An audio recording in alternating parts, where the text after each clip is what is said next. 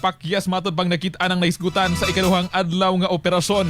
Adunay report detalye Radyoman Bien Abanos. DXDC Radyoman Report. Nagpabilin nga wala makit-an sa otoridad ang magtiayon nga si Elle Ubatay ug Telma Ubatay sa gilunsad nga search, retrieval ug rescue operation sa Ikaduhang Adlaw, Oktubre 20, 2025. Matud pa sa anak sa nga mga namising nga si Elle Ubatay nga namasin sila nga makaplagan na gihapon ang iya mga ginikanan bisan patayng lawas man lamang taliwala sa dakong landslide nga nahitabo bisan na paman nga wala magmalapuso ng Ikaduhang Adlaw sa pagpangita sa mga missing. Mapasalamaton kini sa mga nagtabang aron makita ng iyang ginikanan. Mahinumduman nga pasado las 8 takdas gabion, Oktubre 18, 2025, nahitabo ang landslide sa Overview, Barangay Palakapaw, Quezon Bukidnon. Diin sakay sa bao kung umbak ang magtiayon nga naatlan sa landslide. Kasama mo sa balitang serbisyo publiko, Radyoman Bien Abanos, Tatak Aramen.